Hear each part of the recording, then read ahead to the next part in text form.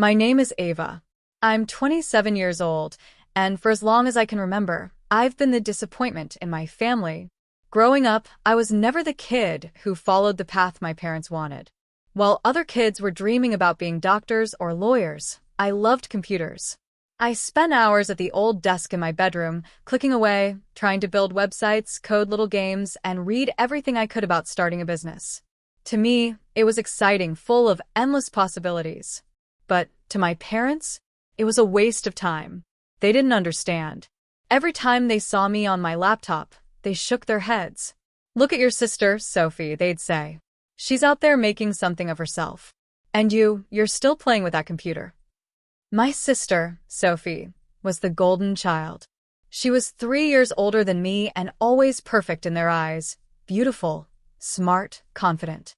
She went to a fancy college, wore expensive clothes, and had just become the CEO of a mid-sized tech company. At every family dinner, the conversation was the same. Sophie got another promotion. Sophie bought a new car. Sophie is living in a luxury apartment downtown. Meanwhile, when people asked about me, there was always an awkward silence. Ava's still figuring things out, they would say, forcing a smile. The truth? They thought I was a joke. Even Sophie teased me sometimes, calling me a freeloader behind my back. And I stayed quiet. I let them believe I was a failure. But while they were laughing at me, I was working harder than they could ever imagine. Because what they didn't know was that I wasn't wasting my time. I was building something. Something that would one day make them eat their words. And that day was coming much sooner than they thought. After finishing college, I didn't go looking for a real job like everyone expected. I didn't print out resumes. I didn't show up in business suits for interviews. I didn't even tell my parents what I was doing anymore, because I knew they wouldn't understand. Instead, I locked myself in my tiny bedroom, sat at my old wooden desk, and started working. At first, it wasn't glamorous at all. I made websites for small businesses, charging them a few $100s each. I taught myself how to design apps, code, market online, anything that would make me better. I stayed up until 3 or 4 in the morning most nights, trying to figure out what worked and what didn't. I failed a lot too. I launched 3 online businesses that completely flopped. I lost money. I even thought about giving up more than once. Meanwhile, every time my parents saw me, they'd roll their eyes. "You're wasting your life," my mom would say. "You need to get serious," my dad would add. Sophie, of course, loved to pile on. "Maybe you should apply to be a barista," she joked one Thanksgiving. "At least you'd have a real job." It hurt, more than I let them see. But I didn't argue back. I just kept my head down and worked harder. Because deep down, I knew something they didn't. I was getting close.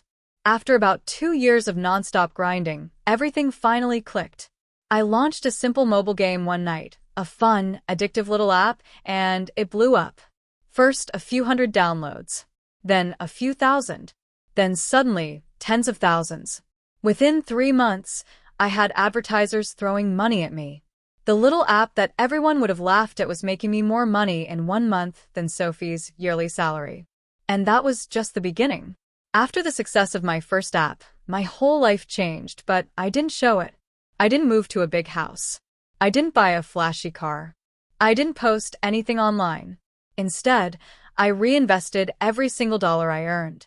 I hired a few freelancers to help me design better games. I launched more apps, fitness trackers, puzzle games, even educational apps for kids. Some failed. Some made a little money. And a few became massive hits. At the same time, I started a small tech consulting business on the side, helping other companies improve their online services. It was tiring. Most days I worked 14 hours straight. No vacations. No weekends off. No birthday parties. But slowly, dollar by dollar, deal by deal, I was building something huge. Within 4 years, my small projects turned into an empire worth more than $70 million. $70 million. Sometimes, even I couldn't believe it. Meanwhile, at home, nothing changed. At family dinners, my parents still asked me, "So, any luck finding a real job yet?" And Sophie would always flash her latest designer purse or mention her new vacation plans, throwing little jabs at me whenever she could. If only they knew. I could have bought the entire restaurant we were eating in that night, without even blinking. But I stayed quiet.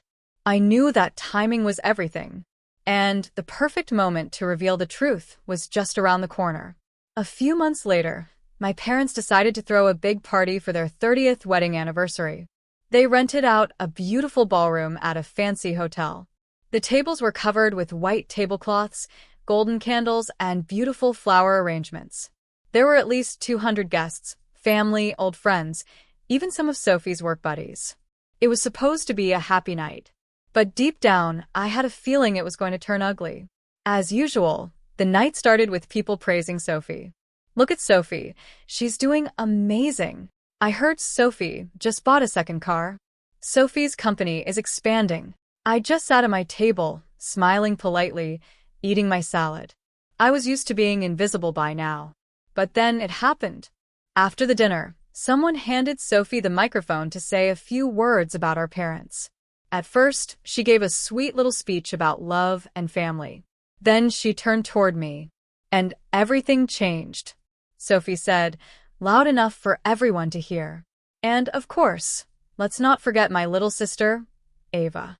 Still sitting at home, still glued to her laptop, still trying to figure out what she wants to be when she grows up. People laughed. Not just a few people. Everyone. Some guests covered their mouths politely, but I saw the smirks. Even my parents chuckled a little. I felt a hot flush rise to my face. It stung worse than any slap. But I didn't get up. I didn't shout. I didn't cry. Instead, I simply smiled to myself. Because they had no idea what was about to happen next. And trust me, it was going to be a night they would never forget. As everyone laughed at me, I stayed calm. I quietly stood up, walked over to the event manager, and handed him a small flash drive. I had been planning this moment for months, just in case I ever needed it. I leaned in and whispered, "Can you play the video file? It's a little surprise for my parents."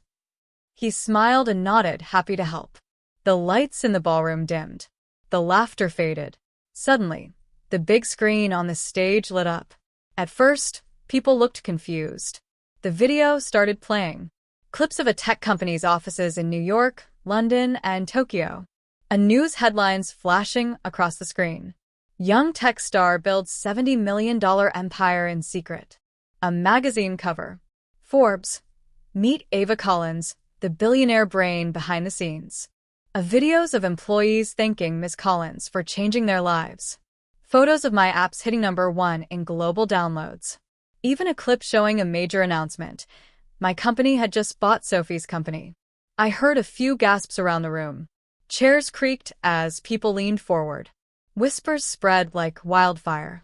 Someone in the crowd asked out loud, "Wait, Ava Collins? Is that her?" When the video ended, there was complete silence. I slowly walked back to the microphone. My hands didn't shake. My voice was strong. I smiled and said simply, "Thank you all for celebrating with us tonight." And for anyone wondering, no, I wasn't wasting time on my laptop. I was building this. I stepped back. All eyes were glued to me. No more laughter, no more smirks. Sophie's face was frozen in shock. My parents looked like they had seen a ghost. It was the sweetest silence I had ever heard. The silence in the room lasted a full minute, but it felt like forever. Finally, a few people started clapping. Then more. And soon, the whole room was filled with applause. Everyone except my parents and Sophie. Sophie looked like she was about to faint. She grabbed her wine glass with a shaky hand, her eyes wide and furious. My mom's mouth opened and closed like she wanted to say something, but couldn't find the words. My dad just stared at me, as if he didn't even recognize who I was anymore. I calmly walked back to my table and sat down, sipping my drink like nothing had happened. Then the whispering started. Guests were turning to each other, saying things like, "She built a $70 million company? She bought out Sophie's business? How did nobody know?" Sophie tried to recover. She rushed up to me, fake smiling, and said loud enough for people to hear, Why didn't you ever tell us, Ava? We're just so proud of you. I smiled back, just as fake. I didn't think you'd care. You always said my computer was a waste of time, remember? Her face turned red, but she forced a laugh. My mom came over next, reaching for my arm. Ava, sweetheart, we must have misunderstood. We always believed in you. I gently pulled my arm away. You believed in Sophie. That's different. The message was clear. For once in my life, I was the one holding the power. And it felt amazing. After a few minutes, the event manager handed me the microphone again. He said, Ava, would you like to say a few words? I stood up slowly. The entire ballroom fell silent once more. I looked around at all the faces, family, friends, guests who had once laughed at me. Now they were staring at me with wide, careful eyes. I took a deep breath and spoke calmly. I grew up in a family that believed success looked a certain way, I said. A shiny title, a perfect resume, a big office, a designer handbag. Some people shifted uncomfortably in their seats. But success doesn't always come in a package you recognize right away. Sometimes, it looks like a girl sitting quietly at a laptop while everyone else laughs at her. I paused. I could see Sophie clenching her fists. I didn't build my companies to prove anyone wrong. I built them because I believed in myself when nobody else did. Even when people mocked me. Even when people thought I was wasting my time. I smiled, feeling stronger than I ever had before. And tonight, I continued.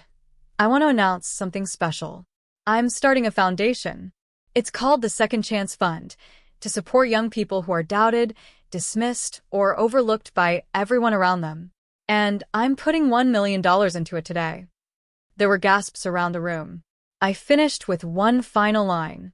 To everyone out there who has ever been underestimated, remember this. You don't need their approval. You just need your own belief. Build in silence, and let success do the talking. The whole room erupted into applause. But this time, the applause wasn't for Sophie. It was for me. And it wasn't fake. It was real. After the party ended, people crowded around me, offering congratulations, business cards, and even asking for advice. I smiled politely and thanked them, but I didn't stay long. I had said what I needed to say. I had nothing more to prove. As I headed toward the exit, I heard someone call my name. It was Sophie. She rushed over in her heels, nearly tripping, trying to catch up. Ava, wait. Please, she said, breathing hard. I didn't know. I didn't mean to be so harsh all these years. I turned to her calmly. You meant every word, Sophie. You just didn't think I'd ever become someone important. Her face fell. Before she could say anything else, my parents hurried over too. My mom had tears in her eyes. Ava, honey, we're so sorry. We should have supported you. We didn't know how talented you were. My dad nodded quickly. You've made us proud, sweetheart. Please, let's start over. Let's be a family again. For a second, the younger version of me, the one who always wanted their approval, felt something. But the woman I had become knew better. I gave them a kind but firm smile. I'll always respect where I came from, I said. But I don't need your approval anymore. I'm happy with who I am, with or without your support. Their faces crumpled in disappointment. I wasn't trying to hurt them.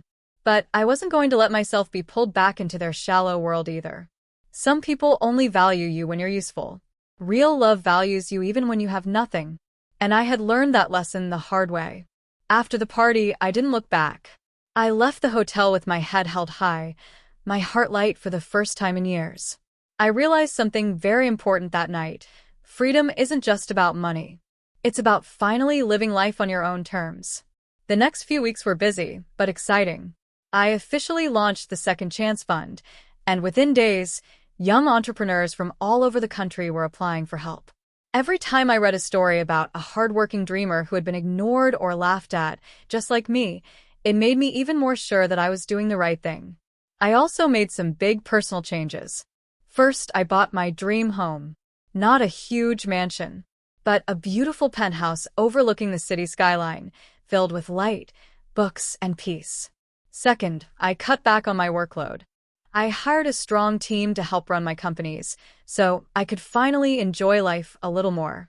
Third, I chose my circle wisely. I stayed close to the few real friends who had supported me when I had nothing, the ones who believed in me even when the world didn't.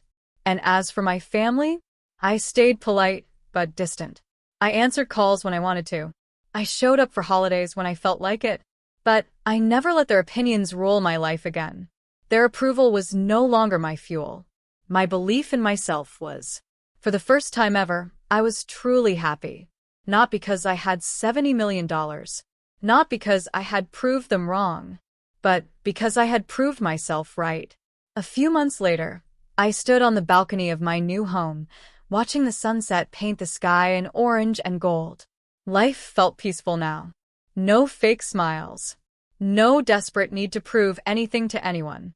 Just me, living my life the way I had always dreamed of, free, strong, and proud. One night, while answering emails for my Second Chance Fund, I received a message from a young woman. She wrote, "Everyone around me tells me I'm wasting my time working on my small business, but after hearing your story, I believe in myself again. Thank you for showing me it's possible." I sat back in my chair, smiling. That was it. That was the real reward. It was never about the money. It was about making a difference. It was about standing tall even when the world tried to push me down. If there was one thing I wished everyone could know, it was this. Your worth isn't measured by how loud others cheer for you. Your worth is built quietly, in your effort, your passion, and your refusal to give up. They called me a loser. They laughed at me. They doubted me. And now they have to live with the fact that the loser built an empire while they weren't even looking. I built my success brick by brick, hour by hour, when no one was clapping. And today, I don't need the applause. I am the standing ovation.